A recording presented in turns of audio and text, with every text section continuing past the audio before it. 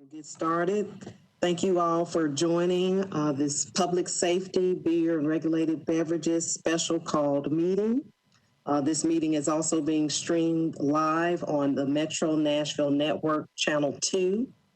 I'm Councilmember Jennifer Gamble, Chair of the committee, and the purpose of this meeting is to engage the community in the discussion about license plate readers, what they do, how they work, also about the proposed use of license plate readers in the public right-of-way and how they may impact public safety and privacy. This is the first of 3 meetings in a series of community conversations that are somewhat of a follow-up to the previous council meetings that we've had on this subject over the last month. One key takeaway from those meetings is the need for more community awareness and engagement in the discussion about license plate readers going forward. You may recall that the discussion about LPRs came up for the Metro Council when Bill 2020-457 was introduced to restrict Metro from entering into agreements to acquire surveillance footage captured by technology like the Ring doorbell systems without the direct consent of the person or business that owned the technology. The bill also intended to further restrict the operation of license plate readers to the public's use in the public right-of-way. However, the bill was later substituted to exclude that part about restricting the public's use of LPRs. Nevertheless, there are at least 3 bills currently tracking in the Metro Council to expand the use of license plate readers in one way or another. And that has, of course, further sparked the conversation that we are having today. We will have a well-rounded group of subject matter experts that will talk to us about the impact of LPRs from the community perspective, as well as law enforcement. We will start the meeting with a presentation by Dr. Daniel Balasubramanian, who's a research scientist with Vanderbilt University.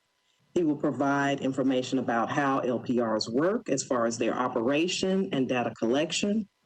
Then we will hear from our panelists, including Jill Fitchard, Director of the Community Oversight Board, Chief John Drake, and Captain Chris Gilder of the Metro Nashville Police Department, and 2 community members, Ms. Gina Coleman of Haynes Park Community and Pastor Davey Tucker of Beach Creek Missionary Baptist Church. The panelists will speak in that order. Also, those of you watching, please send any questions or comments you may have during the meeting to my email address, and that is Jennifer, JENNIFER, .gamble, GAMBLE, @nashville.gov. We will move into the conversation stage of the meeting and address any questions after the speaker presentations. And with that, I will turn over the meeting to Dr. Daniel, as I like to call him. And if he can have access to share, he has a PowerPoint presentation to share. Yeah, hi. Thank you very much. So I'm going to talk about a couple things. So I know we have some experts on this from law enforcement, and we're going to talk about specifics of how, for instance, the Bellmead license plate readers work and what they store and do. I'm going to talk about our NSF project. I'm also going to talk about some past studies that have been done on some concerns that people have and have had in the past and recommendations. And a lot of you may have seen this before, so I might go through it a little bit quickly. I know some people out there may not have seen it. And if you haven't and you'd like a copy, please feel free to email me. My email will be at the end. So this is called Improving Neighborhood Safety Through Open Data Collection. And it kind of aligns with some of the goals of the council at this time. So this is a project sponsored by the National Science Foundation that we got kind of before any of this. So real quick, who are we? So there's a team of 5 of us, myself, Sarah Igo, Brad Malin, Kim Pence, and Christopher Slobogan, all at Vanderbilt. And the question we're trying to answer, the study we're looking at is this. So what technologies can improve neighborhood safety, and what are the underlying social issues behind these technologies? And that's where this aligns with the LPR use currently proposed, different variations proposed by Metro. And our own interests, our own proposal came about in the following way. He said, we observed, I live in Sylvan Park. I used to live very close to there. And the observation was, and we all know there's a lot of vehicle-related crimes in certain parts of Nashville, the Nations in Sylvan Park being one of them. I took this off public records. And if you look at public comments, there's all this disparate information. So there's information that's captured by Ring. So people on Nextdoor report things. So people ask, for instance, on Nextdoor, they say, does anybody have some pictures or camera feed or Ring or license plate or anything around this time of this incident happening? Somebody has a gun, or I was followed, or someone got robbed. All these things, and a lot of times, very often, people are just looking for a little bit of identifying information that say, can anybody help identify what may have happened? Sometimes it's just a minor infraction, relatively minor vehicle break-in. Sometimes it's something major.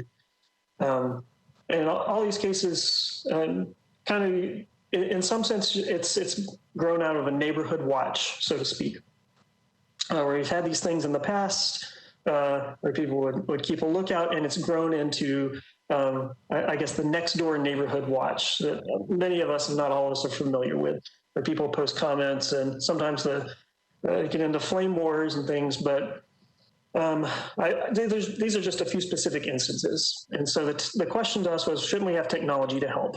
Okay?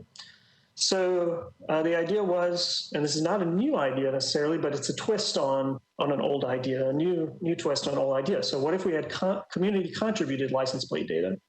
So the current proposal by Metro, what they want to do is use LPRs in a relatively limited way for specific types of law enforcement uses and parking uses. And our twist on this is, what if we had community contributed license plate data? Okay? So same types of things. So cameras, cell phones, doorbells, capturing this data, very relatively limited information, for instance, just a license plate identifier, and then uploading that to a database. Okay? So capture it, upload it, and then analyze it. And if the need arises, there's some crime after the fact, you can say, let's look at that database and see if there's some information that can help me. And if this looks old, this has been done for a long time, right? This is the basis of a lot of systems we use every day. And this is exactly what companies like Ring aim to do. But there's some questions that pertain to different types of questions, privacy questions, security questions. And three of those big ones are, who owns this data? How is that data being used? And do you have any control over it? And there's some good quotes here. So I'll bring this up. So Weston, so there's been studies, but let's bring up what exactly is privacy, how people define it. And that's, in some sense, some people define this as the claim of individuals, groups, or institutions to determine for themselves when, how, and to what extent information about them is communicated to others. And I'll show where this quote is from. But that's, in our view, we want to get to the bottom of how people feel about this and what the real worries are. But some of it is clearly related to privacy. And so it's important to have a clear definition of what privacy is in the first place. Okay, so I'll talk about how this lines up with this. So we want to answer that and these other questions right here on the screen. Who owns this data? How is it used? Do you have any control over your data? Okay. So we want to study this from multiple perspectives. Okay. So for instance, we want to find out if we had a community contributed system. Okay. So think of this as a prototype system as aggregating, for instance, data from sources like Nextdoor and Ring and whatever people wanted to contribute in a way that was in agreement with privacy. Okay, so for instance, who owns this data? Okay, so who really owns it? What does ownership over it mean? How should the data be used? How should it not be used? Which is also very important. How long should data be persisted? And in many people's view, it should be persisted a lot less than what the legal limit is. How can privacy be ensured? So how can people know up front what's collected and who's using it? Who should be able to access this and who should be able to remove data? So those are the social questions that our study looks at, and they kind of align with this study on how do people feel about LPR. And two, we want to provide a technical prototype on this. And hopefully some people out there watching, I've been in contact with at least a few of them who are interested in participating in our technical prototype we hope to roll out in the spring. And I'm just going to say a few words about this and then look at some previous studies on privacy that have been done. So what our technical prototype would look like, I'm moving this around a little bit, it's something like the following. So I've got some maps here. So over here, I've got West Nashville area called the Nations, north of Charlotte. And I've got a little snippet of East Nashville.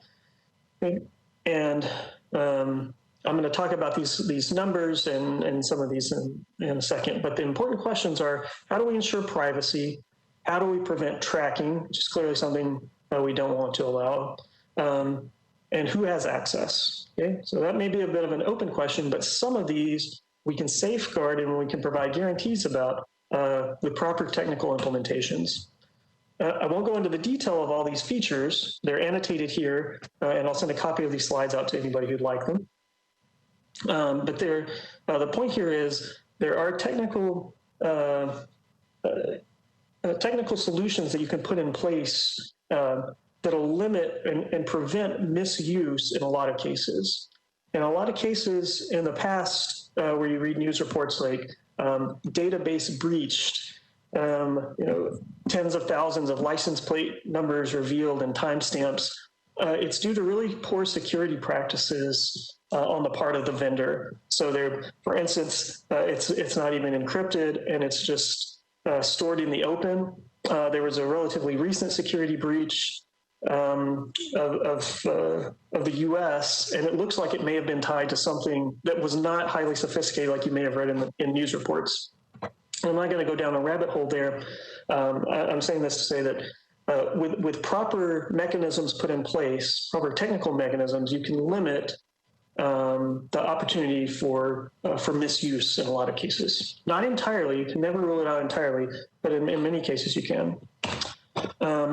And we believe, at least for our technical prototype, that this community contributed and community open data model is fundamentally different than the walled gardens, so to speak, that store a lot of our data these days, like Facebook and Nextdoor and Amazon and Ring. So for instance, I don't know exactly what Nextdoor or Facebook know about me. So I use them, they have a privacy policy, but it's still really fuzzy sometimes exactly what they're doing. Okay, a few personal thoughts, and then I'll look at a past study. Personal thought is private companies already have huge databases of our information. So for instance, Amazon, Google, Fusus, they already know a lot about us, and we're tracked online. Cell phones are easily tracked. Amazon, so Ring, Google, they make cameras and security devices. Be very surprised if they don't have LPR capabilities in the near future. And then large-scale tracking becomes almost trivial. Whether or not they choose to do it is another question. Whether or not they're allowed to do it is a different question. But it would be almost trivial for them, and their incentives are largely based on money. We have an opportunity with this model, with this study, to maybe pilot a different use of this to shape how it can benefit society. And it doesn't all have to be just for the use of law enforcement. So there are other uses, legitimate uses of this type of technology. For instance, transportation. The transportation realm can do tracking of commercial vehicles, for instance. You can do traffic density studies. So there are very benign, non-law enforcement related ways to use this. And to be clear, that's not what's being debated currently right now by the council. But it's a bit forward-looking and saying this technology can benefit us in multiple ways. How can we design it in a way that doesn't hurt anyone, especially those who are most vulnerable and most historically been hurt by these sorts of technologies? If you'd like to be involved in our study, we want to begin surveys, focus groups in January. This is my email address. I'll make a copy of these slides available. And real quickly, I'm going to look at this LPR report. So there have been studies done. This is from 2016, so it's so relatively recent. It's called License Plate Reader Technology, Transportation Uses and Privacy Risks. So transportation uses means used by the transportation department. So not necessarily law enforcement, but a lot of the findings in this roughly 90-page report are pertinent and relevant to law enforcement as well. And I just want to skip over, I'm going to show I'll show the table of contents. I'm going to jump over to the conclusions. This report, and this is freely available, I'll put a link to it as well. It's freely available online. It defines what LPR technology is and what are some of the data privacy concerns that people have. There's some case study summaries here. Here are the uses, the major transportation uses, and best practices in privacy protection and how people feel about this, especially with regards to privacy. The conclusions, I'm going to jump over here really quickly, just to look at the recommendations that they came up with, for the transportation industry, but they probably bleed over to law enforcement use as well. There are about 6 of them, so I'll read through them real quickly. One is, and I feel like this is important, transparency and openness. Agencies should notify or otherwise communicate the types of information they collect and how that information is used, disseminated, and shared to individuals within their jurisdictions. 2, a purpose specification. So agencies should clearly communicate why are they collecting information and under what authority. And if you change that, that would require an update in communication. 3, and I spoke to this a little bit earlier, data minimization, retention, and use limitation. And in most of the bills put forward, including the current one, agencies should only collect information necessary to meet a specified purpose, retain it only for as long as needed, and restrict its use to those specified purposes. So importantly, it shouldn't necessarily be stored for the legal limit, but maybe for less. Maybe that's up for debate, and there's certainly legal limits. Should ensure that the data is accurate and high quality. Agencies should define explicit policies for complying with data protection principles and security best practices. And this is typically left up to a vendor. So it says agencies should protect personal data with reasonable measures to prevent loss, unauthorized access, or disclosure. And most vendors are competent enough. There are definitely some basic security practices you can put in place to meet each one of these recommendations. Again, for the technical details and how it's specifically used in Metro, I'll defer that to the expertise of the law enforcement officers who are on the call. And my time is almost up, so I'll go ahead and I'll end a little bit early. Maybe there's some questions. If not, I'm happy to pass the baton. Great, thank you. I think we'll wait. We'll take questions after we hear from all of the presenters, but thank you for that presentation. Next, we will have Ms. Fitchard, if you are ready to talk to us concerning the community perspective of privacy concerns, also discrimination. There are many cases where surveillance or license plate readers have caused concern for communities of color and other communities. So we are happy that you are here to speak to that.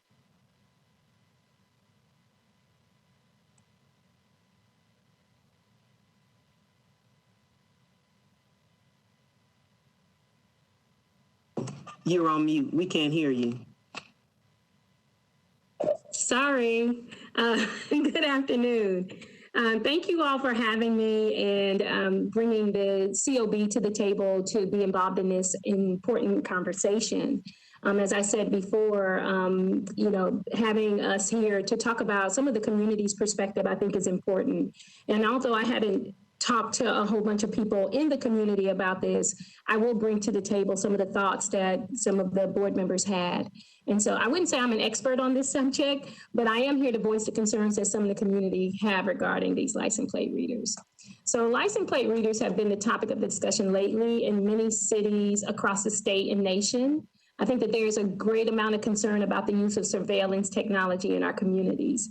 I think it's particularly concerning when this type of surveillance is placed in areas that have been systematically impoverished and disenfranchised.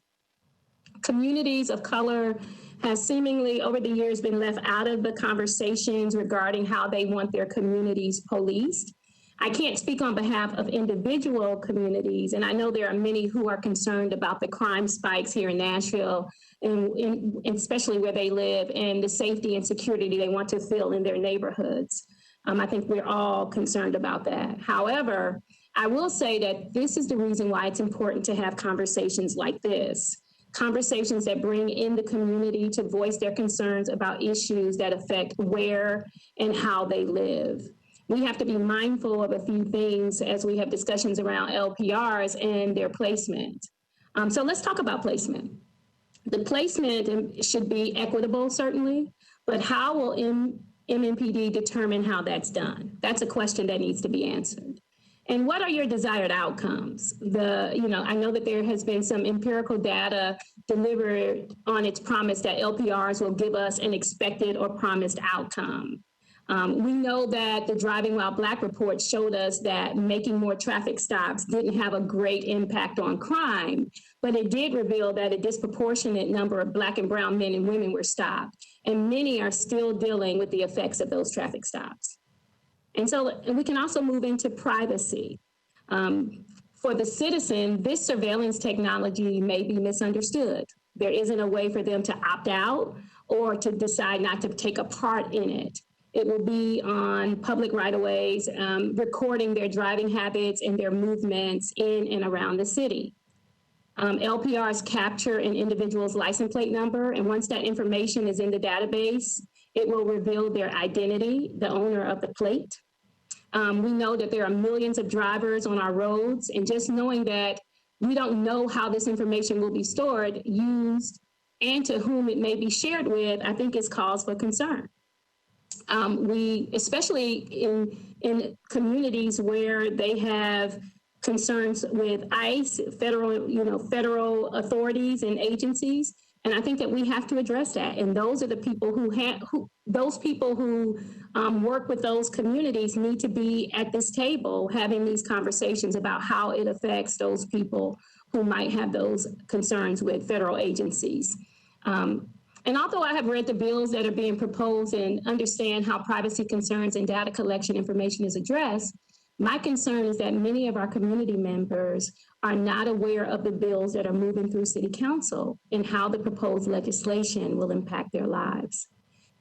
There are a few issues that I think would be helpful to know from MMPD for our community members. I'm going to go through those really quickly, but I'll give them to whomever needs them.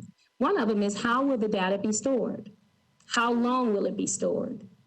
What will the LPRs be used for specifically? Is this something that MMPD thinks is important at this time? How much will it cost the city? Where will the money come from? Who will MMPD share the data with? Have they considered that once the LPRs are in place, that the state or federal government could put additional restrictions on that data? And so that means that it might not be able to just go away in 30 days. Who will create the policies? What type of oversight is required? So those are just a few of the questions that I believe the community will want answers for. And as Dr. Daniel mentioned, transparency and openness is the most important piece of building trust. And I believe that MMPD should be very transparent in their use of the LPRs. And so as we talk today about the importance of LPRs, let's not forget the importance also of body-worn cameras. We have yet to outfit 50% of MMPD with body-worn cameras, which has been a long and uphill 3-year battle. The fact that we are talking about purchasing and installing LPRs across the entire city at an unknown expense and have only outfitted 246 officers, in my opinion, is concerning. So we must make, I believe wholeheartedly that we must make safety a priority. Everyone agrees with that. But we must do it with intentionality, focused on not causing more harm and ensuring that we are inviting the public to participate in the conversation. And so I'm going to stop at that point. Thank you. Thank you. I heard an echo. Thank you so much. I appreciate that. Hopefully you can stay with us while we continue our presentations for the question and answer period. I'm sure there'll be some questions. Now we will have Chief John Drake and Captain Gilder. If you all would like to unmute and start the conversation about MMPD and the usefulness of the cameras and how you all would like to use the cameras and how they, or the LPRs, and how they would benefit our public safety here in Nashville. Yeah, so absolutely. I want to say thank you, Councilwoman Gamble, all council members, Director Fitchard, and everyone else that's on this call. This meeting is very important.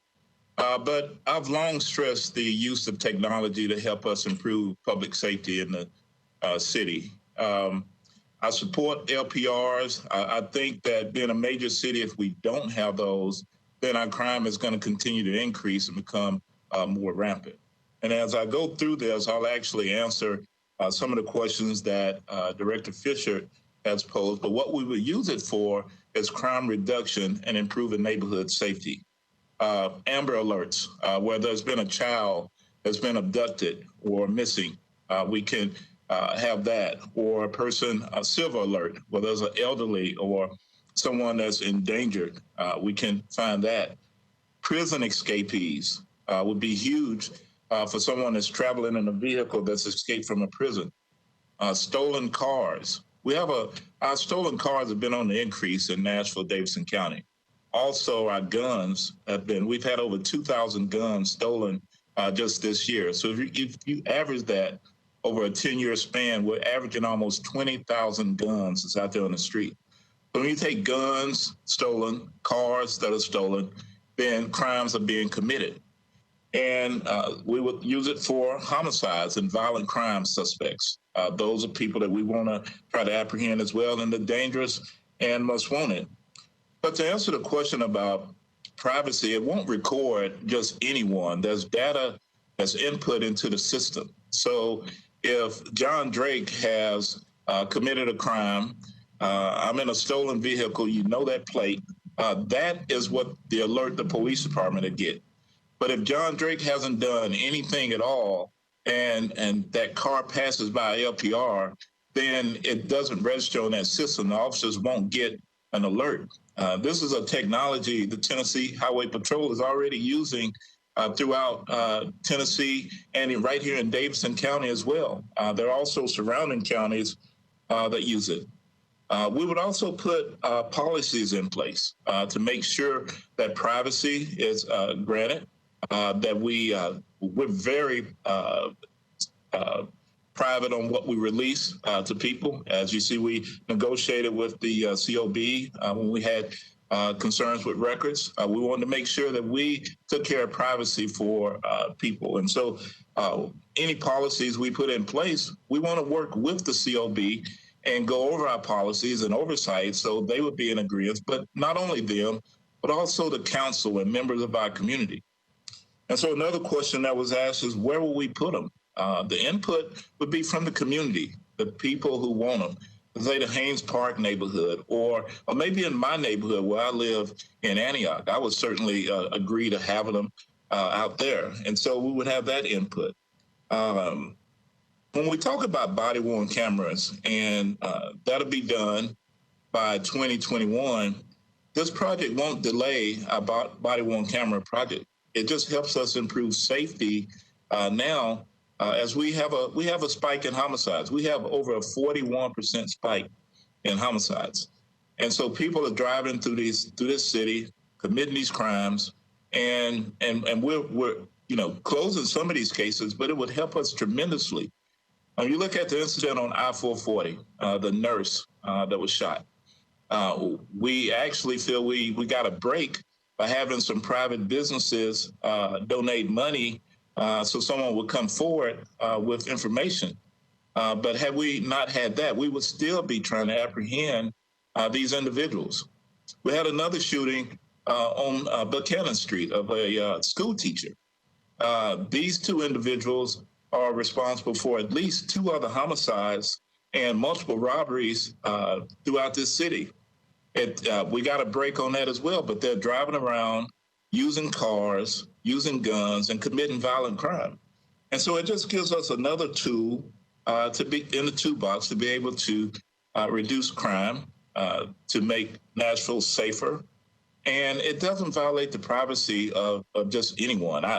It doesn't bother me to ride through an area where there's a license plate reader because it won't alert the police department that I'm driving through. The only way it would alert is that something has been input in the system. I'm in a stolen car, I'm a wanted felon, or those types of incidents. And we have our IT director here who can also, he's part of our team that can talk about that.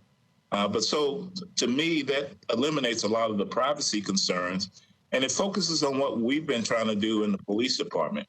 And that's focus on problem people creating problem places, not just areas. I believe in the Gideon Armory's report, Driving While Black. There's definitely something we don't want to do. We don't want to over-police an area, so we would have the community input. But at the same time, we have to be able to move forward to make Nashville safer. At this time, I'll turn it over to Captain Gilbert.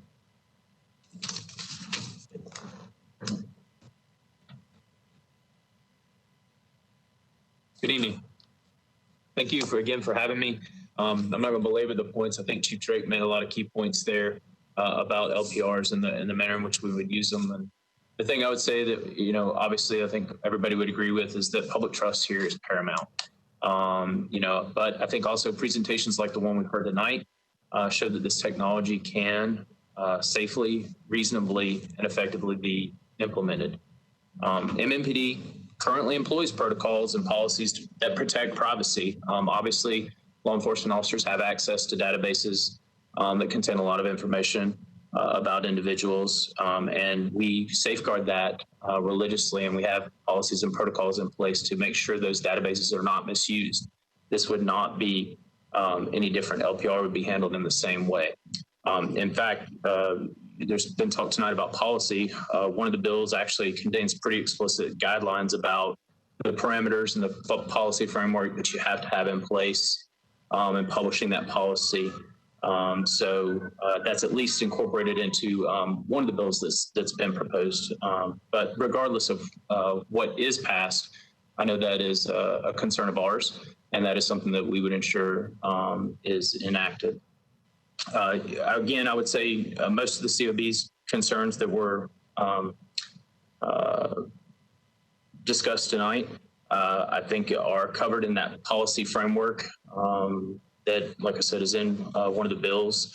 One thing I would say is that the LPRs, much like Chief Drake noted, are not capturing your personal data. They are capturing an image of the plate that is really all it is until it is synced up with access to our database that we have if we need to use that to locate someone, like, for instance, in the 440 incident, had we had an LPR reader and captured the plates that were coming through, we could run those against the database that we have to determine who those folks are. But as far as the actual data that's being collected, it is an image. So again, I think LPR allows us to leverage community relationships. It allows community members to participate and provide us with tips, just like they might on a phone call, or providing us video through a ring. I think it would be unfortunate if we were, I think we have to be mindful of the way in which we employ LPR. I think it should be utilized to cover a broad array of crimes. I think if we're targeting it with just one particular type of crime and ignoring other crimes, that could be problematic. Again, back to the 440 example. And like I said, as far as privacy is concerned, we have access to tag information. I mean, we have that. The question is, who is passing through that area at that time? So it's not that we're collecting more information about personal information from an individual. It's simply the images are there in case we have to go back in a criminal investigation to look at that. Or, like Chief said, if we are actively searching for an individual, a wanted person, a missing person, a silver alert, that we can enter that in to get an alert for that individual. So I appreciate everybody's taking the time to seriously consider this and to have this debate. And I think it's a valid debate. But I think when you take a look at it, and like I said, you listen to the presentations like we had from tonight, the folks from Vanderbilt, I think we can safely and responsibly employ this technology in a way that Nashville community will be comfortable with. Thank you. Great, thank you. Thank you so much, Captain Gilder and Chief Drake.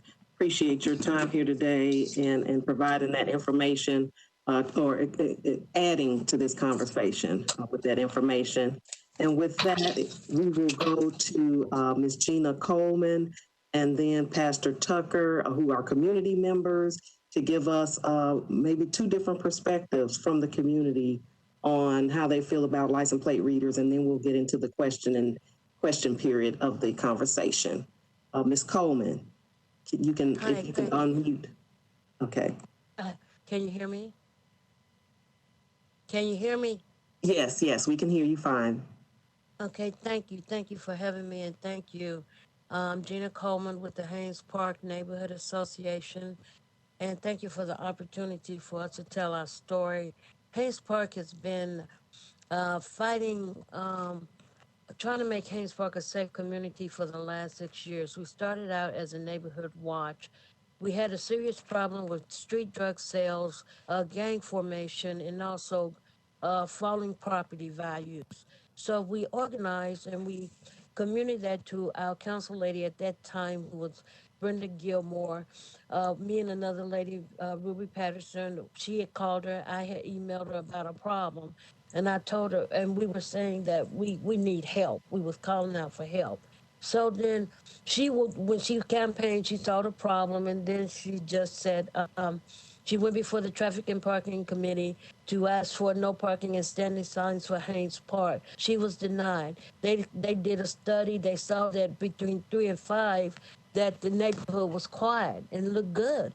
But at 5 to 11 is when the problem. So when neighbors were trying to drive up and down the street, they couldn't get down the street because of people trying to serve them and also wanting to block them from getting through and would pull guns on them. So that's how we started our neighborhood watch problem. This is not new. So we went before, she called us to give testimony, and we did before the Traffic and Parking Committee. They said if you could get a petition that told of that the majority of the neighborhood would be for the no parking and standing signs, we would give them to you. So they gave them. We got the signatures. She heard people's stories, horror stories, and we got the signs. So we got 22 on the left and 22 on the right. So that's how our neighborhood watch started. So we've been doing this over the last 16 years. Now it's time to go to another level of a neighborhood watch because of the bad actors in our neighborhood. We have an aging neighborhood. We have neighbors that have lived in this neighborhood, bought their homes, built their homes here. They've been here 50 years. I've been here 39 years. So they called me because of some issue of this crime spree we've been having. The neighborhood quieted down. The police department has always been Haynes Park friend.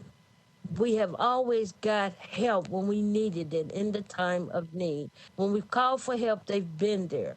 But now, with this new level of crime that hit Haynes Park this year from January, with a person being robbed and being on the news of being robbed at one of the cul-de-sacs, and then another incident where people were we had a news story where the family had been under attack and there were some shootings and 2 or 3 people had gotten shot in a quiet cul-de-sac where we normally have seniors living. And then another incident in July where we had this big drug bust where we had $30,000 that was taken, retrieved, found, semi-automatic rifle and guns, and so much heroin. We knew we had a problem. We knew they were selling drugs. When people calling it in, but we didn't know it was that bad. And a neighbor tipped off the police department, and they were able to gather enough evidence and to go in and to arrest those bad actors. So we're not just talking about speed, we're not talking about just drag racing and speeding. We're talking about people earlier this year during the spring, we had two guys in the middle of the street. We actually saw them. I'm ducking in my house because they're doing a shootout like that. It's the OK Corral in the middle of the street. Then we have another incident where a car comes driving down the street shooting with a semi-automatic gun, hits a neighbor's car, shatters her windows, shatters the next door neighbor to her security door. We're talking about life and death. Right. So, Ms. Coleman, tell More us, than that. tell us, and I'm sure that it's terrifying, and no one wants to live in a community where they have to fear for for their lives at their own home. Tell us how you all, since then, you have raised money. The community Haynes Park has raised money and actually put up cameras or license plate readers in your community. Is that correct? This is what happened. The neighbors came to me and they said, as a community organizer, hey, we need some cameras. We're willing to pay. What do we need to do? And I did my research and I found a security company. And we were going to have the cameras put up November 5th. And then we found out about this legislation. And we told them to wait 30 days and let's see how this will flow. What we did, we got the proposal from them. We made 250 copies. We have block captains throughout the neighborhood. Everyone got their portion, and they distributed to their neighbor, and they were the ones that collected the money. So what we did from 7/1/20 on up to 9, we started out with 1566 in our account. By 9/22, we had $5,084 that the neighborhood responded and said. Now this is what a neighbor said to me: "You can't even get money for neighborhood dues. What makes you think you're going to get money for the camera?" The neighborhood spoke, and that's how long it took to get that money. So the cameras cost us a certain amount of money, and then that's phase one. And then we're going to do phase two for the next year of fundraising for that. So we went on and got that money. They have the booklet. If they had any questions, we told them to call us. And we went door to door and we gave these out to the neighbors, and they responded by giving. I was going to the bank every other day, depositing money because the neighborhood spoke. And we And did, so, and that's how we did it. and so now that you have the cameras up, who monitors their cameras? The neighborhood, we own the footage. And what we do, we review the footage. For one neighbor has already identified some bad actors that's coming in and out of her cul-de-sac that she believes are selling drugs. So one neighbor called me today and said, we're seeing a difference in our cul-de-sac because we're not seeing all these cars parked on the street. The street is empty. So the cameras have been somewhat of a deterrent. Do you think? Yes, they are. They are a deterrent. The neighbors are feeling safer, but I think the straw that broke the camel's back, when Chief talked about the murderer that killed the Metro employee, when he was asleep in our front entrance cul-de-sac, and they found him there asleep, and they were able to arrest him without incident. Thank God it wasn't no standoff. But he had a machete in his lap, a gun in his lap, and dope in his lap, and he was asleep. Okay. But I think this was the thing and so we were supposed to Ms. wait Coleman, 4 weeks. Ms. Coleman, I'm sorry to cut you off, but we're kind of short on time, and we want to let Pastor Tucker speak. But I do really appreciate this information, and if you want to hold on and stay with us, we may get back to have some questions for you during the question period. But thank you so much. Thank you for the opportunity. Pastor Tucker, are you on the line? Yes, Yes, Ms. Gamble, I am. Thank you for the opportunity to at least come and share my thoughts and some thoughts of some of my contemporaries around this issue. I will at least hook on to what Executive Director Fitchard outlined as some major concerns that we see from the community. But I want to contextualize it in a different type way. When the community wanted body cameras, it was a full-out public commission that the mayor picked people to sit around to talk to even come up with it. But here, when the system is seeking greater surveillance, it's not getting the same level of attention. And I really feel that the public should be made aware of all the possible uses of this technology. So I would definitely urge that we move with extreme caution, because once you put the technology in place, the uses then really become moot. I mean, I'm curious. I want to know if, yes, I heard the captain say that it takes a picture of a license plate. But if that is searchable and somebody is looked at as being involved in some other criminal activity of whatever it is, can you search that system for the presence of that particular license plate to where now every LPR that has ever picked it up, then you use this system to build a case against this individual? I think the public ought to know the depth of the use of it. How will it be stored? What will it be used for? And also, how much will it cost? Now, from the public side, now we have the MMPD asking for cameras. We've asked for cameras and we've yet to have cameras. I would think on some level, if you all go on and push this through, we'll have LPRs before we have body-worn cameras. Again, I think that's balancing the needs for public safety, but also balancing the needs of the public.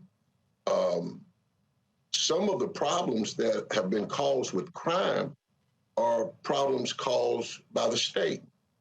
With the extension of the castle rule to the car, everybody knows that if I own a gun legally, I don't have to have a carry permit. I can carry my gun in the car. And the numbers of stolen guns associated with breaking into cars is a direct result of that.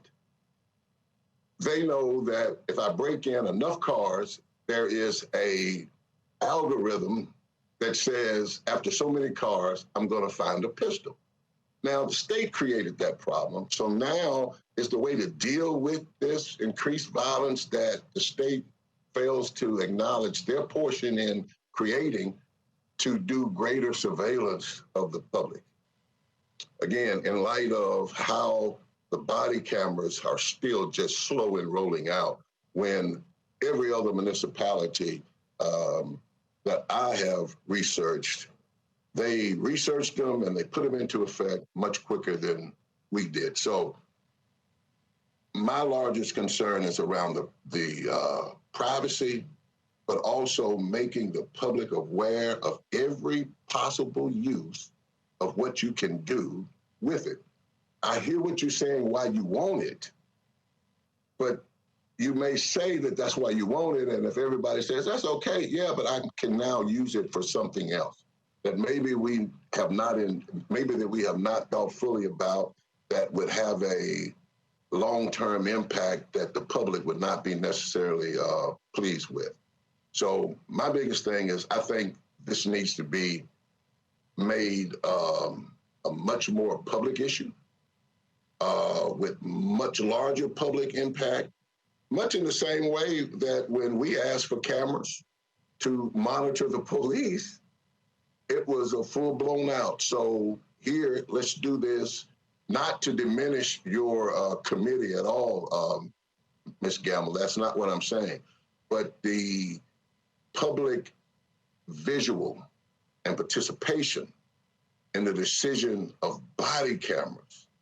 I think this situation needs the same thing, because I think in the collective, we'll find out just how needed this is. Yes, I've heard about the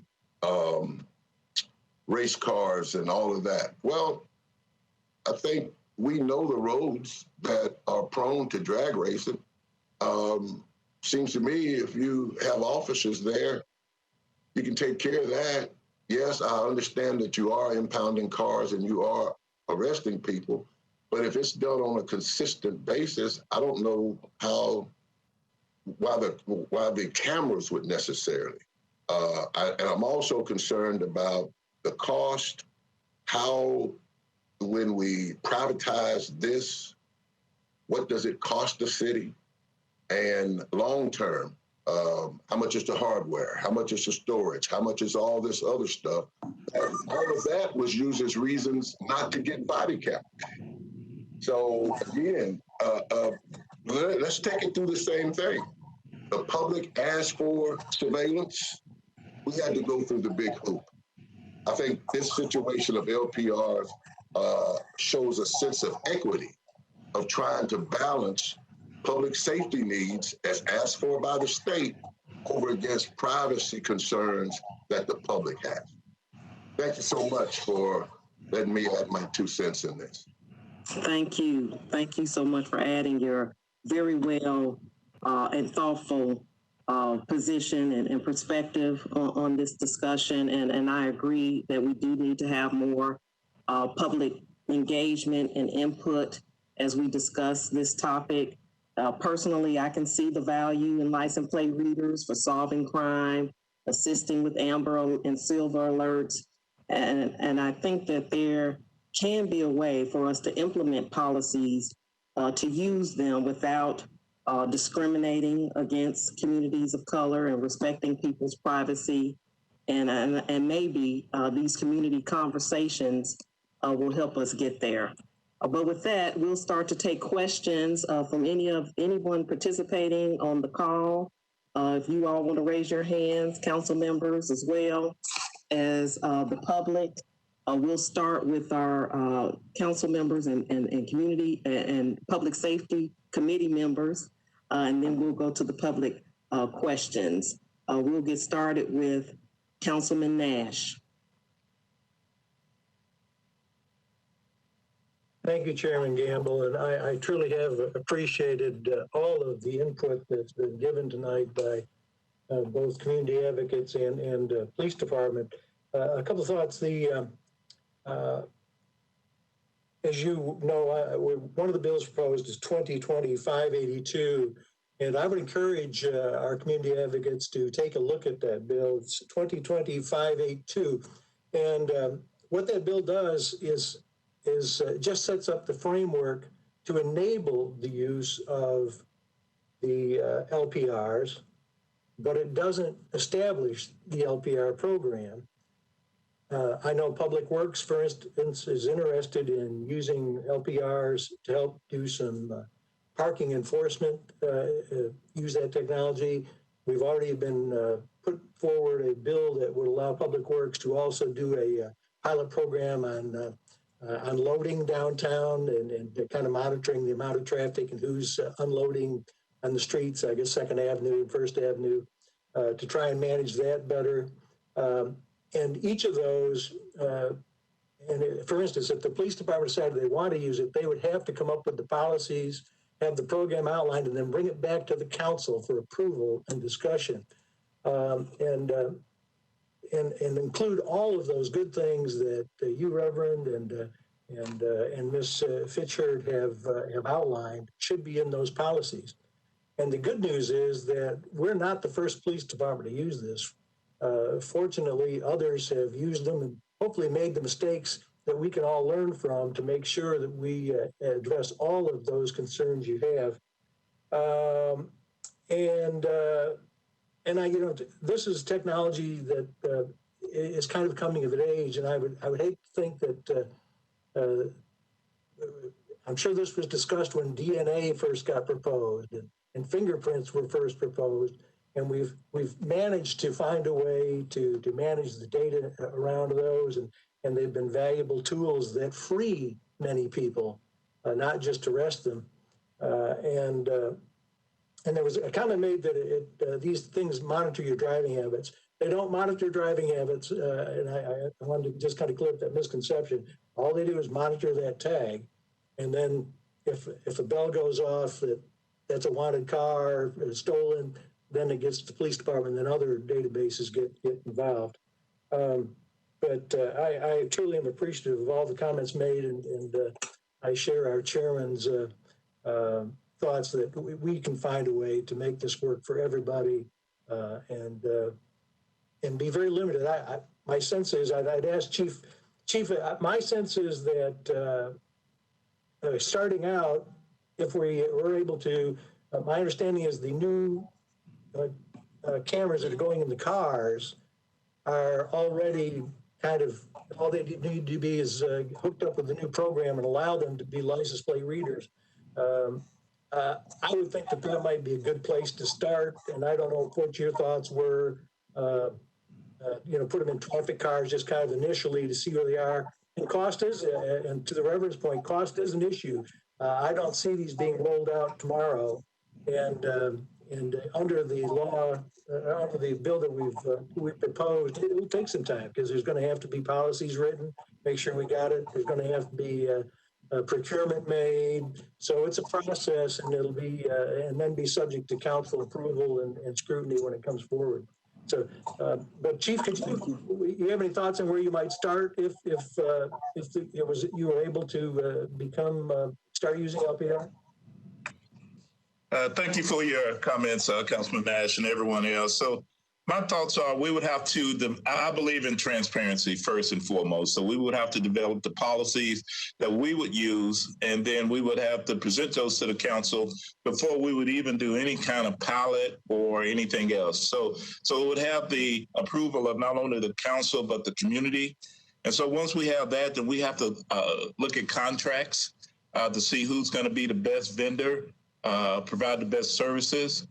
So we would present that back to the council and the community as well. So the whole process would be transparent.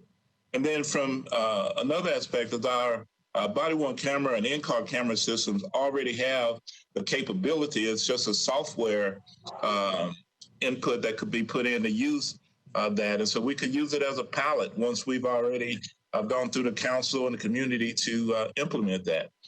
At the same time, believing in transparency, I would want the COB involved as well so they can review it to make their input, recommendations as well. And so then we would have buy-in from everyone.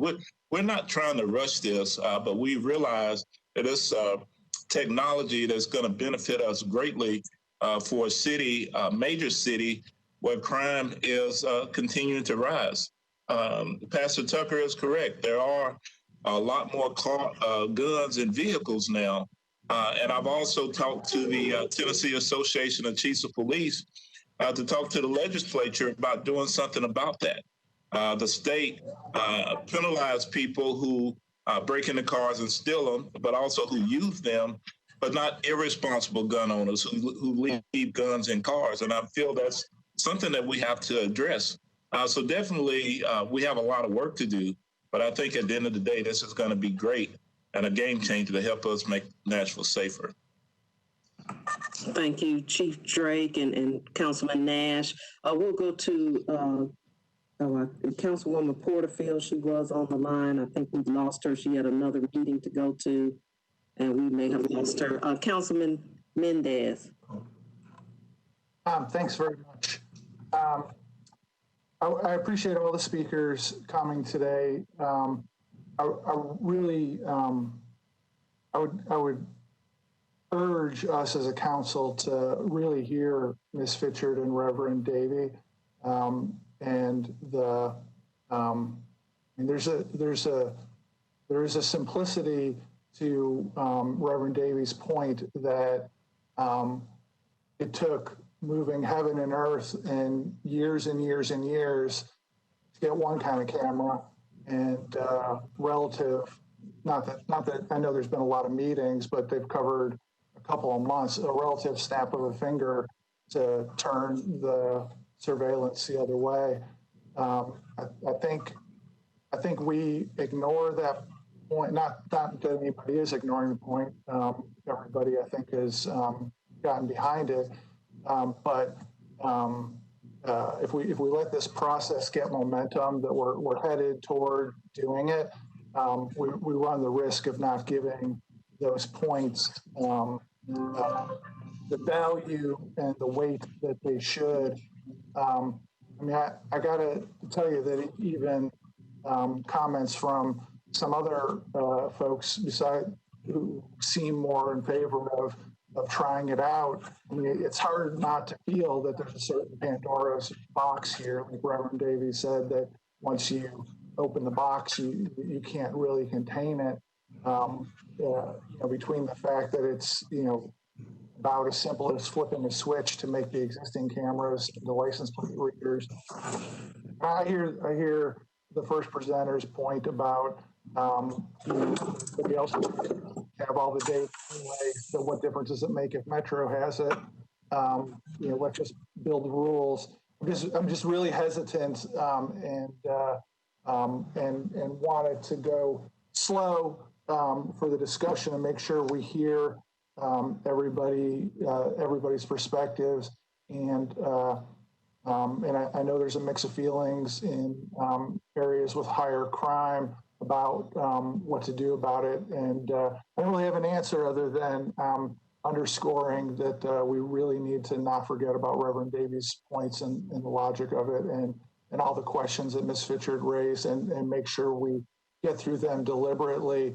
Like Chief Drake, I'm not in a hurry to pull a trigger here. I'm glad to hear that he explained the same thing. So thanks a lot, Chair.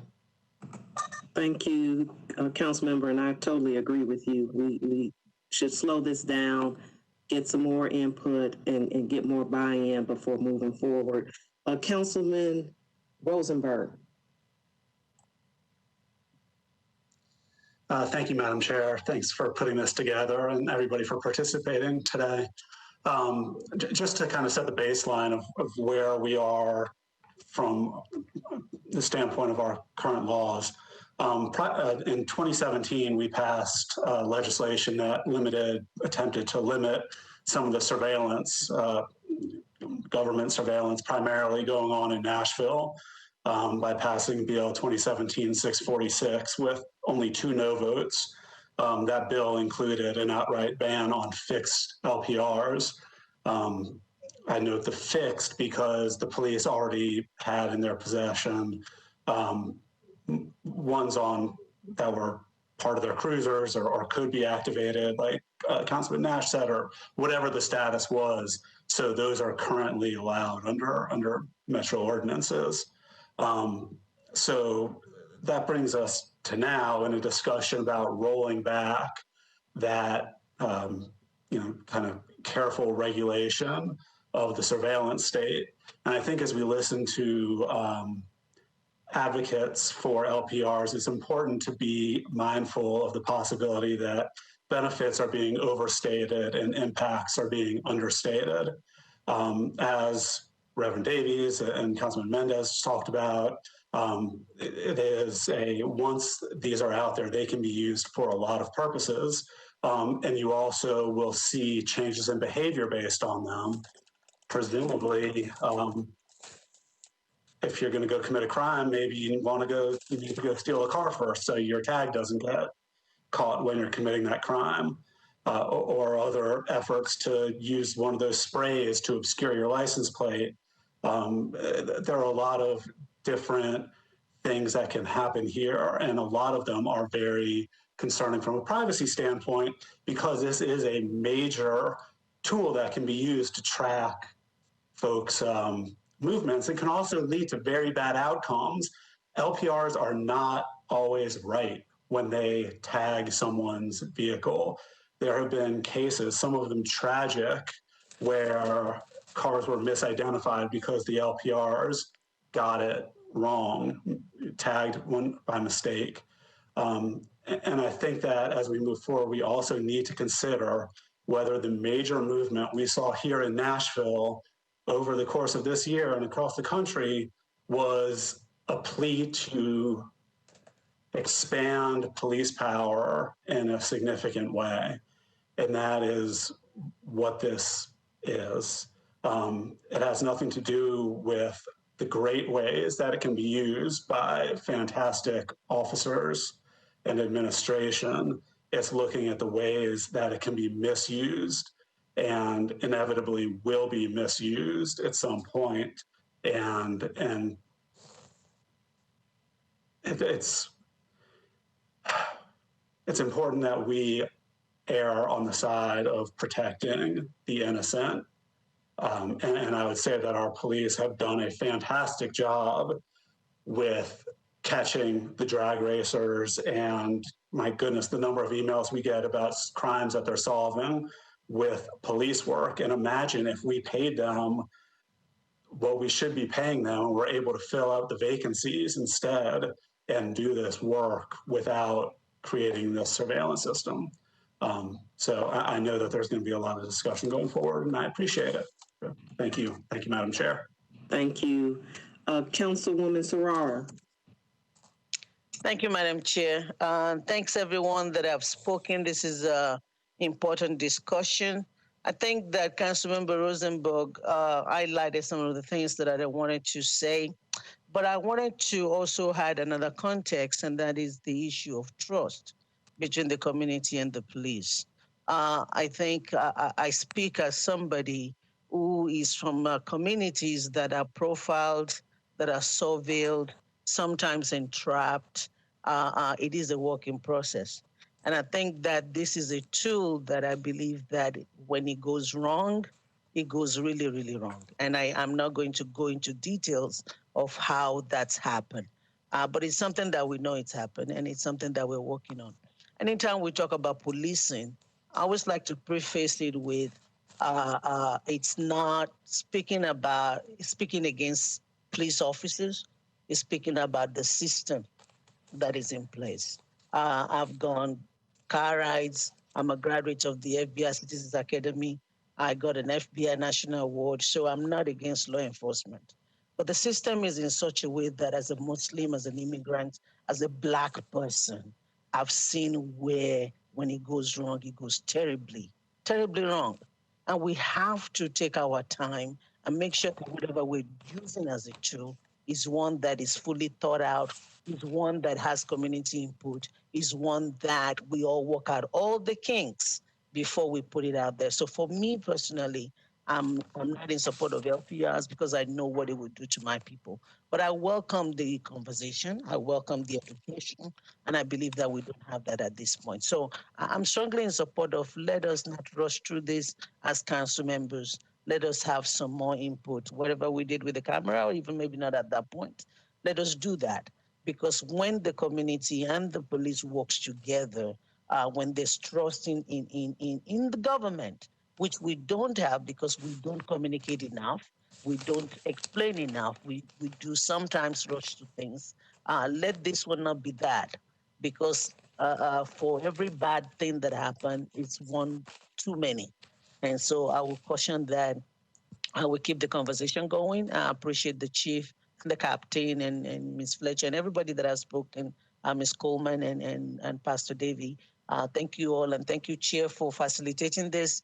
I just implore all of us that this is a good step, but it's one that can go a long way if we take our time with it. And that's what I'm recommending. So thank you all so much. Thank you, Chair.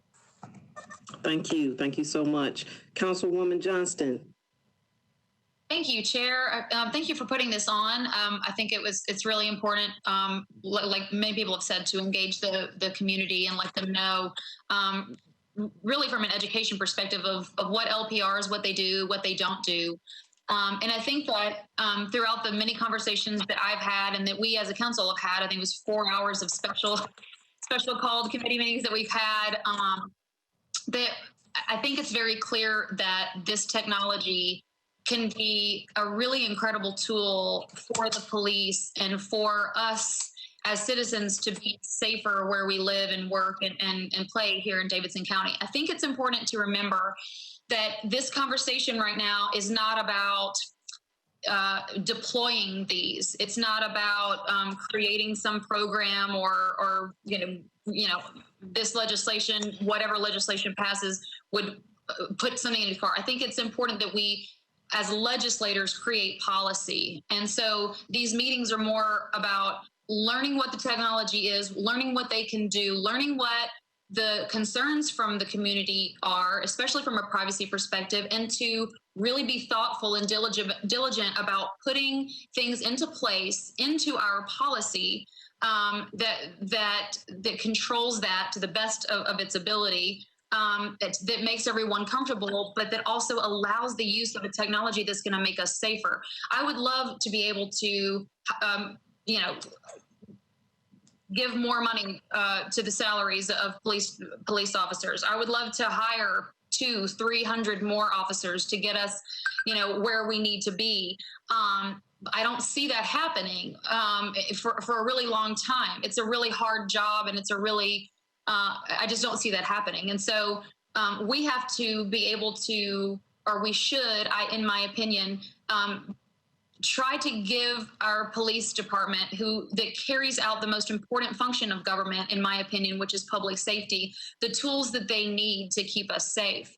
There's a lot of things that can be abused, but this technology is relatively inexpensive, especially in comparison to body-worn cameras. First of all, the data is pretty quickly deleted. State law requires it to be deleted after 90 days.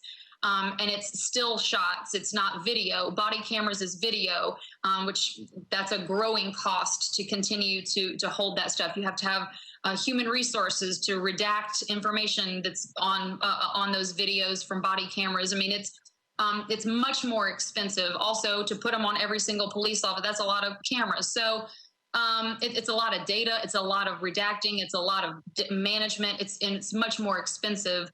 And so I hope that everyone can see that what we're trying to do is really just give the police department the tools, not only the police department, but also the administration. Obviously, if there's other applications, parking enforcement, curbside management, to make our city commerce work better. I mean, I've seen it downtown where they're trying to unload, and it's a mess. So there's a lot of different uses. We just need to get it right. And I think that's what's important about these conversations, is really taking everyone's thoughts and putting it into a really well-rounded, well-thought-out policy. Thank you.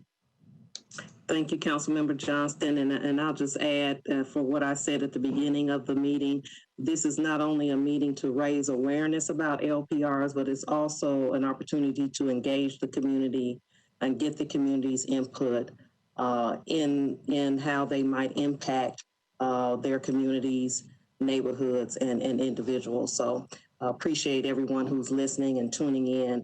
To do so, just want to remind the public, if you have any questions or comments, you can send them to my email, Jennifer with 2 N's .gamble, GAMBLE @nashville.gov.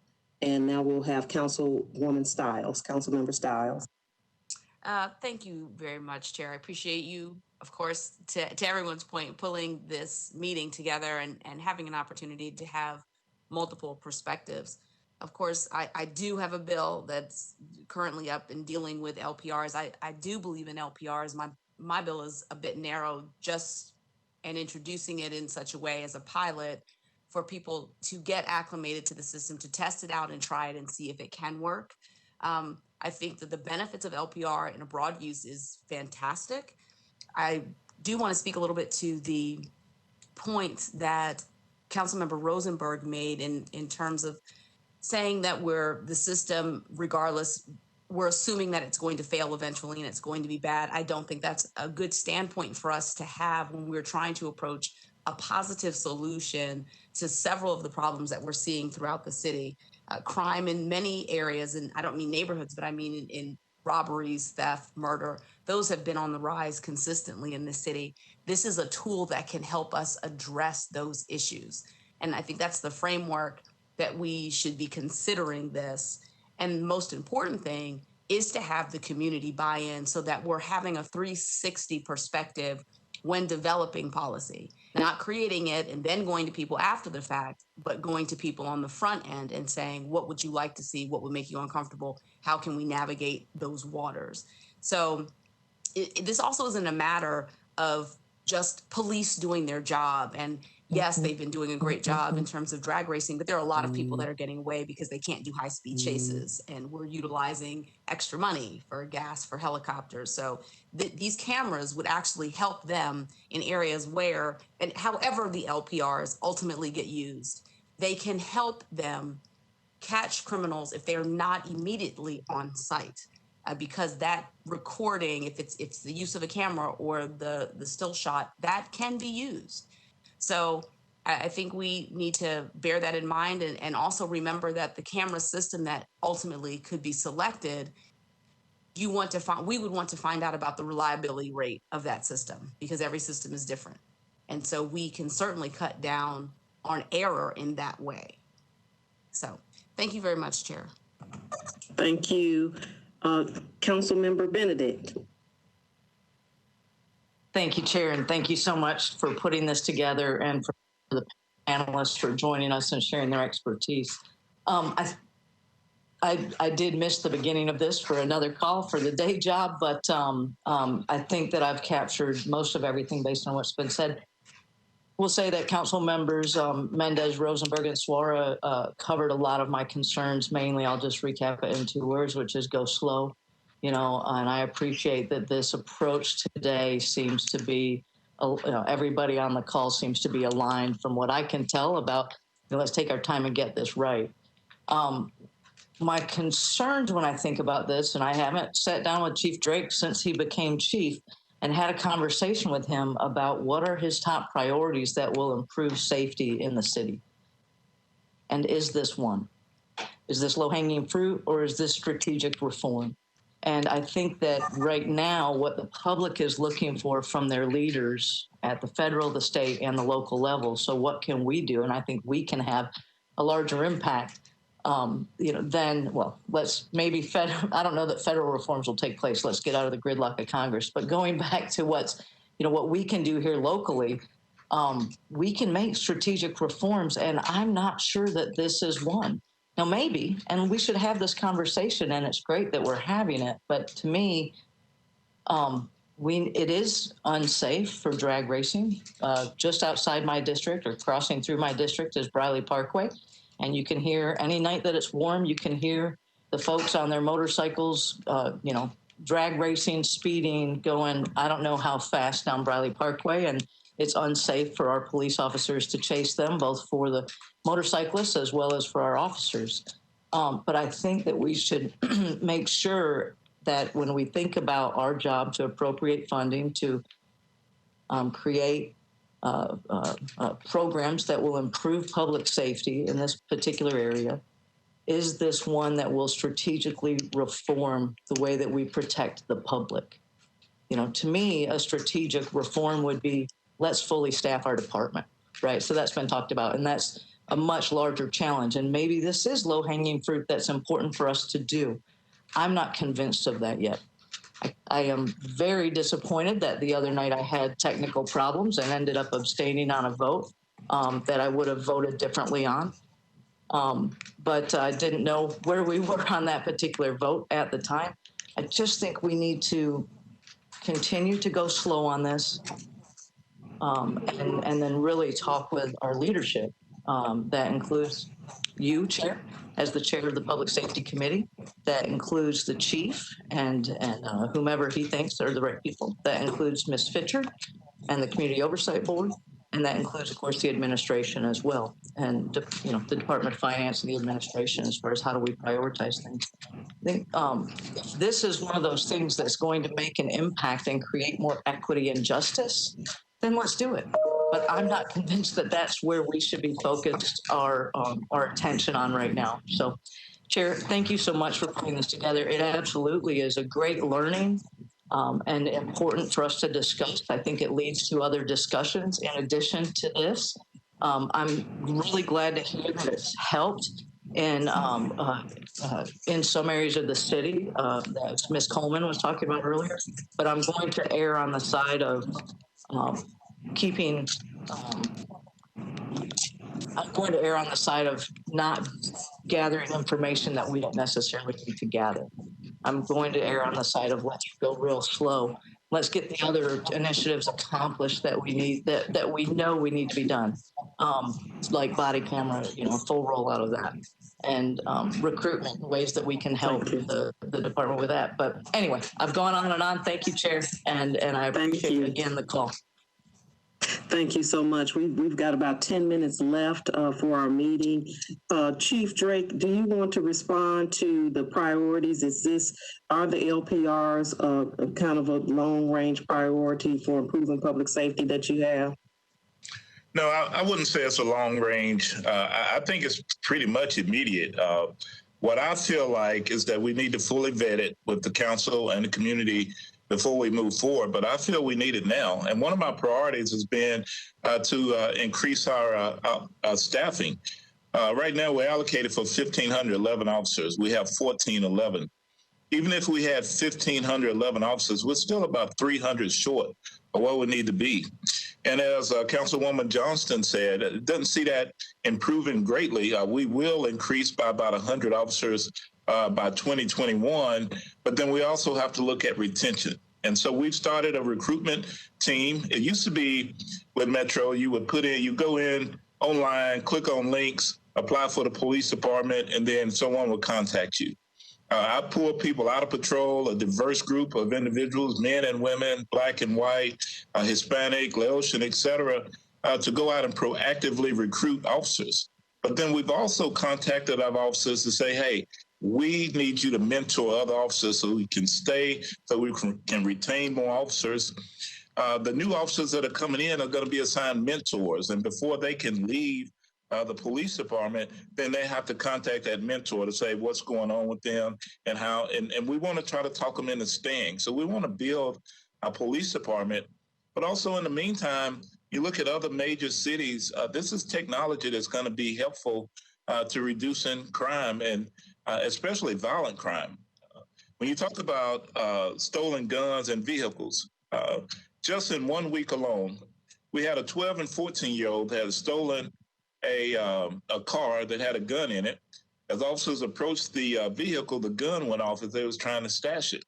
In the same week, we had a 12 and 14-year-old that were murdered. There was another 14 and 16-year-old that was shot as well in a stolen vehicle, and they both was out at 3 a.m. in the morning, or 1 to 3 a.m. in the morning. And so if we have the technology to be able to say this stolen car just passed through this area, these people could have guns and they may be en route to commit violent crime, then we can reduce those crimes from occurring.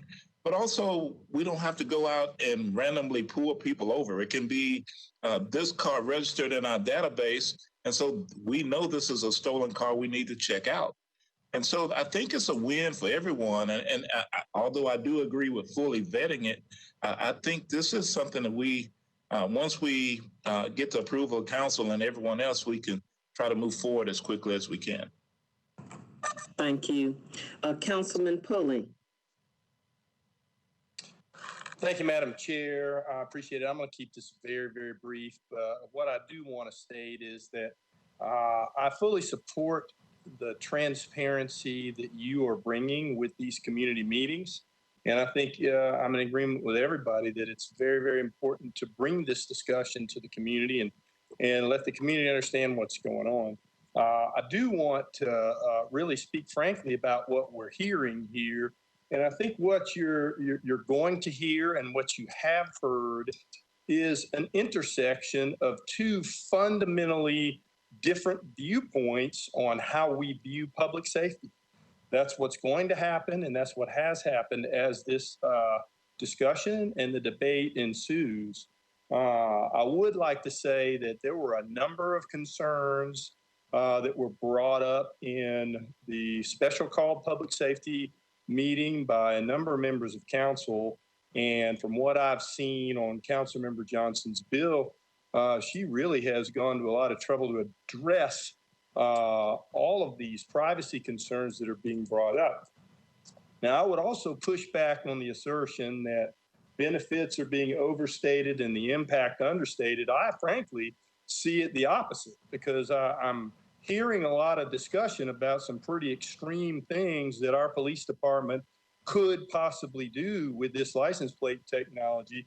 And I haven't really seen the evidence that this kind of stuff exists. So I think it's important to have this community conversation, to discuss the facts as they are and this technology as it will exist, but also understand that we've got two fundamentally different viewpoints about how we see public safety on display here. So I think it's going to ultimately come down to how you view that. And so with that, I'll end my comments. Thank you, Madam. Thank you, Councilman. We'll go to Councilman Cash and then General Charles, Jenny Charles, and then I have a question from the public and we'll wrap up. So Councilman Cash. Thank you very much, Chairman Gamble. I kind of want to speak to the previous legislation that was enacted in 2017, and if I am stating something incorrectly, I would be happy to be corrected. But there was there's been statements of that we're kind of moving towards undoing a ban.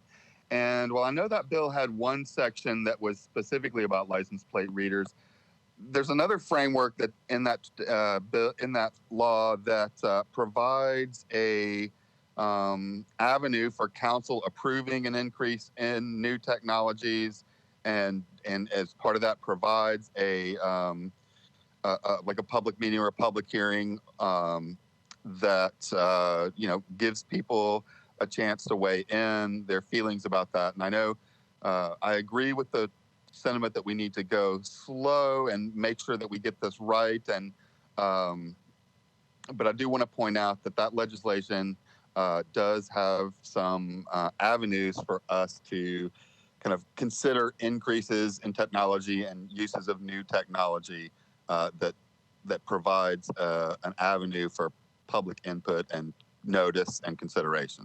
Thank you. Thank you. General Charles. Yeah, thank you, Councilwoman Gamble. I wanted to bring up a point that thus far I haven't heard in our conversations, and that is that LPR technology has the potential, and already surveillance that has taken still shots of license plates provides a bias-free, fact-driven clue to a crime. In other words, this is not an eyewitness identification where someone was possibly under the excitement of the event and misidentified someone. This is a photograph of a license plate. And when you have a photo of a particular license plate on a vehicle, that is significantly narrowing who could be involved in a potential crime. For example, the Metro Schools employee, Rasheed Walker, I'm handling that case.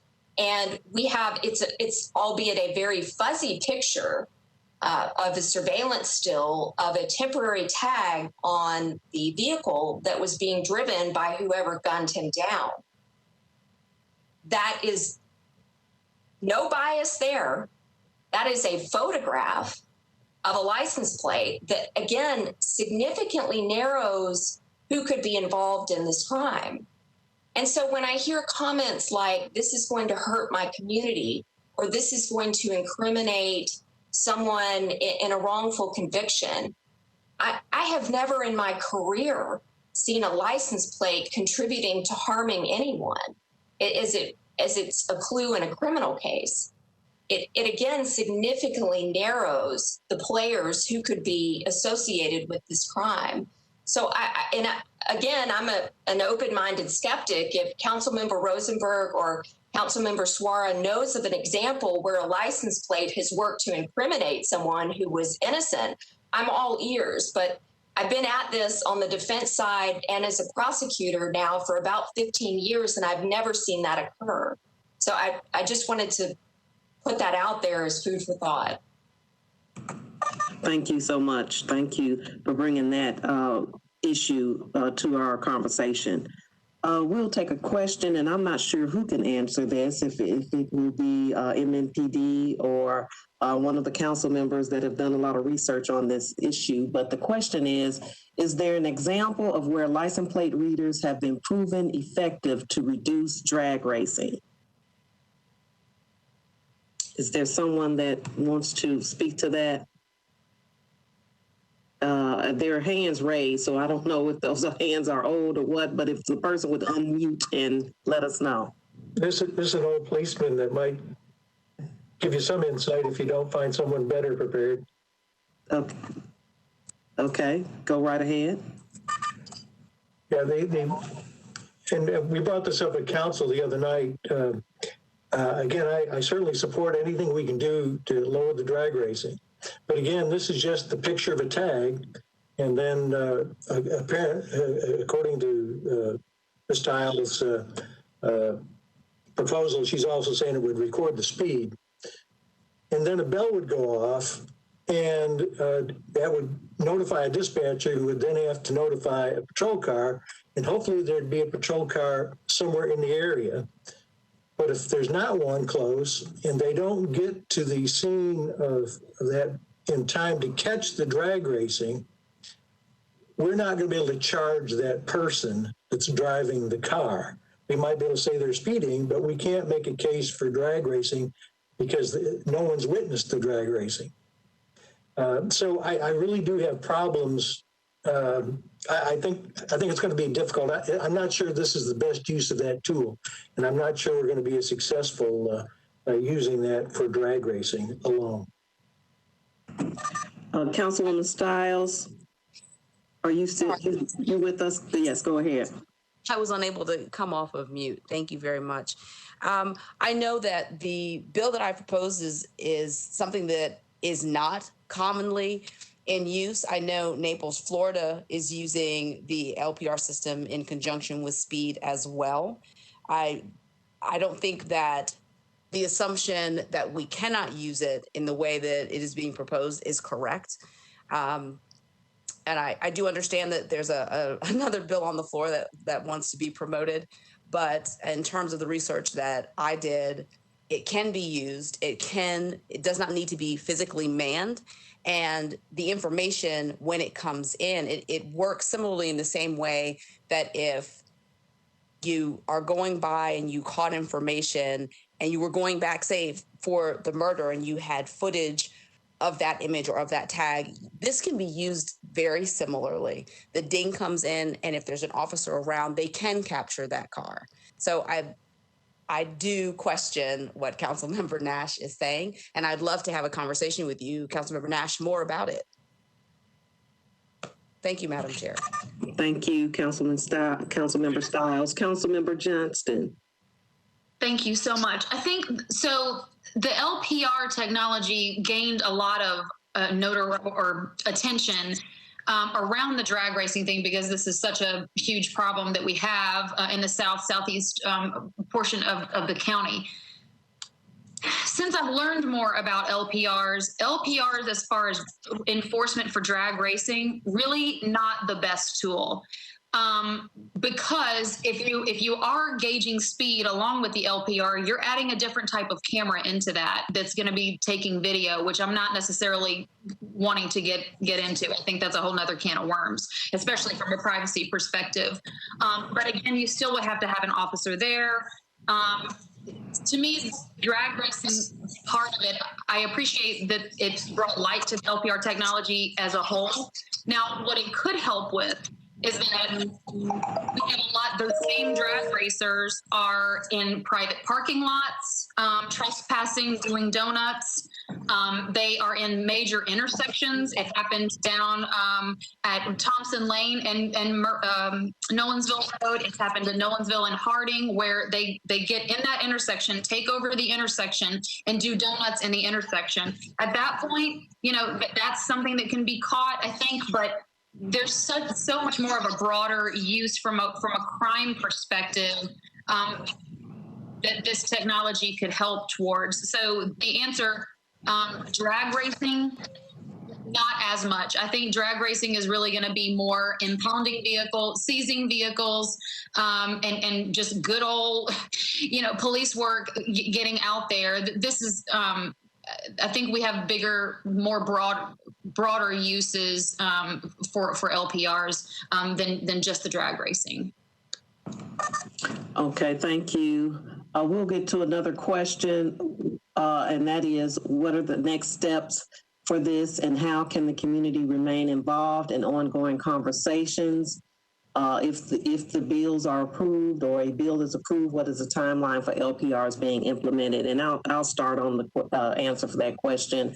The next steps are we will continue these conversations. This is the first of a series of 3 that are already planned, and we can certainly have more after that. The next one is January 7th, and then there's one on January 12th, and information about those can be found on the Metro Council events website, Metro Council calendar of events website. We want to have as much community involvement and participation as we can on this issue. There are 3 bills going through the council right now. I'm not sure what will happen with those bills. One is on second reading that relates to drag racing, and the other 2 we're on first reading, and we'll go to, I believe, a public hearing. I'm not sure if they'll go to a public hearing. I hope they will. I think that would be a good next step to have these bills go to a public hearing, but we will certainly keep the community informed about where they are and what's going on, and about these discussions as we continue. I see our vice chair's hand up. I'm not sure if that's an old hand. Councilman Rosenberg, we'll hear from you, and then we'll close it down with Pastor Davey. Rosenberg, is that an old hand? Okay, I don't hear him. Pastor Davey. Thank you, Councilperson Gamble. I think this is what I'm hearing is even more reason why I think this needs to be a public debate. When laws go wrong, they tend to historically have had a disproportionate impact on Black, brown, and poor communities. So even as you look at this, I'm not opposed to LPRs. I'm not opposed to good public safety. But I think when we approach issues, there is a way to come into it with an idea toward equity. There's always been an issue of stolen tags in this city.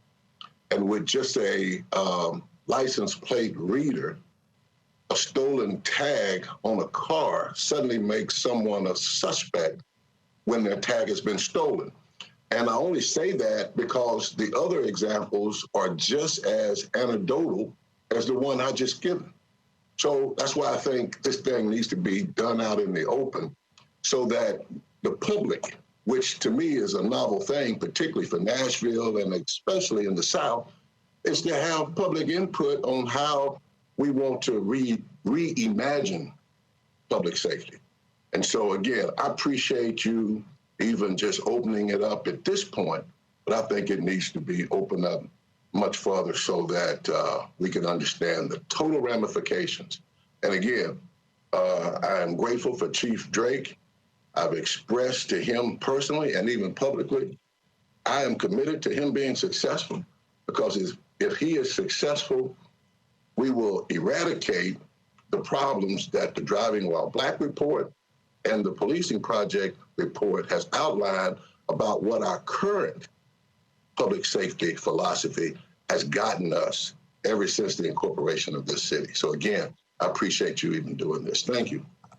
Thank you. Thank you so much for participating, and your input is very valuable. And I'm hopeful that if we move to a phase where we even get together a commission or a committee to review and discuss this further, would love to have your involvement in that as well. So the next meeting that we have is January 7th, and our panel guest will be Dr. Daniel again. We'll also have Brandon Tucker from the ACLU, District Attorney Glenn Funk, and Chief Public Defender Martisha Johnson. So we'll talk about it from the legal standpoint at our next meeting on January 7th. And hopefully you all will tune in to that meeting. And then January 12th, we'll have Dr. Daniel, Melody Fowler Green with the Human Rights Commission, and Jim Hawk, who is Executive Director of Neighbor to Neighbor. Again, if you all have any other comments, this conversation will continue as we continue to review these bills and input from the community. So feel free to reach out to me on my email address at any time, not just during the meetings or before the meetings, but anytime to share any input that you may have in the public. And with that, we will adjourn, and thank you all for your participation. Merry Christmas. And Madam Chairman, could we have Mr. Professor Dan's email address and follow up with the PowerPoints? Yes. I'll send that over to Ms. Campbell right after this. Okay, and we'll share it with the committee or with the council. Thank you. Merry Christmas. Happy holidays to everyone. Happy holidays.